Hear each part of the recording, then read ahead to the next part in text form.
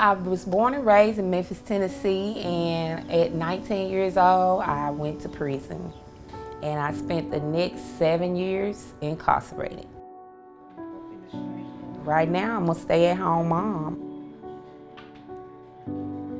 I have 6 children in all, but I only have 3 small ones at home with me.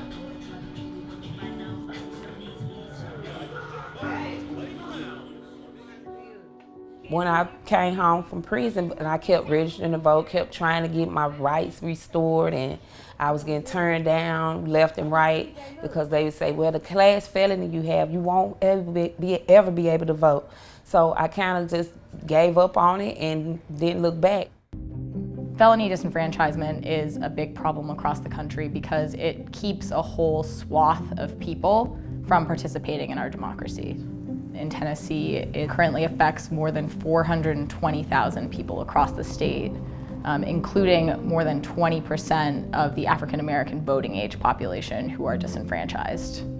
The Restore Your Vote project works on combating overbroad felony disenfranchisement laws and also making it clear to people who do have the legal right to vote that they can. When I found this new program, I had not been able to vote for so long, so I just didn't care anymore. I stopped watching the news. I stopped being concerned about political races.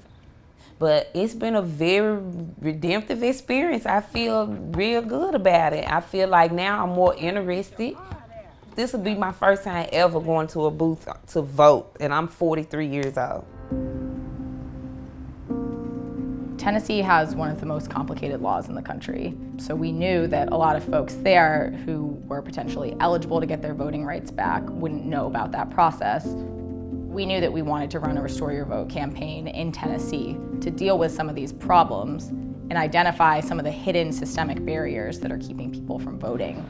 So far in Tennessee, we've shepherded hundreds of people through the rights restoration process. The organizers have been awesome.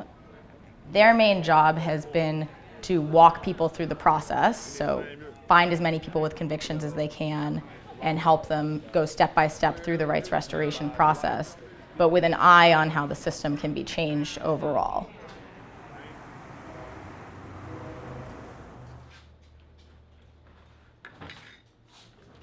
I am from East Nashville, born and raised. This was important for me to really get involved with because there's a lot of family members who I know need their voting rights restored. So some of the first people I called were my uncles and my cousins because I know this is just a huge issue in my community.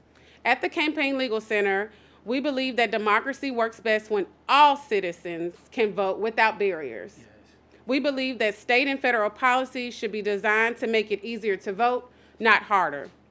And we believe that Tennessee is a very tough state to live in. As a person of color, it can feel very oppressive. We have some really dark history here.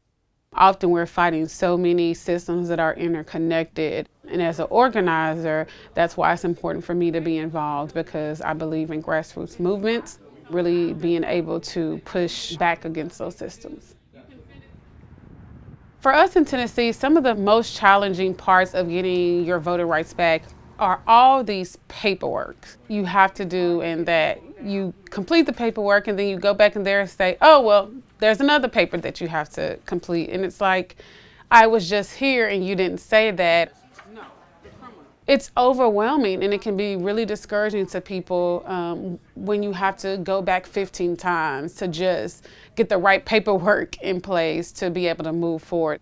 A lot of people doing this on their own give up because of how complicated it is, intentionally complicated. So there can be these structural barriers to voter registration for historically disenfranchised communities. Tennessee has one of the lowest rates of voter registration in the country and therefore one of the lowest rates of voter turnout in the country as well. Unfortunately, Tennessee has enacted a law restricting voter registration activity that's going to set Tennessee back. Last year there was a lot of excitement coming out of 2016 to really create broader avenues to participate in the democratic process. And so there was a lot of voter registration last year, really successful. And since then, there's been a strong effort to keep folks from registering to vote in the future.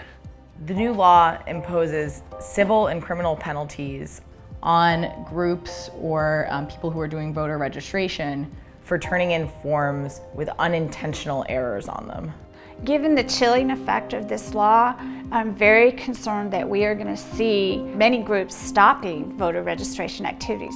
The league itself has not decided exactly what we're going to do, but based on what's happened in other states, I cannot rule out an outright ban on league activities with voter registration. And that would be very sad.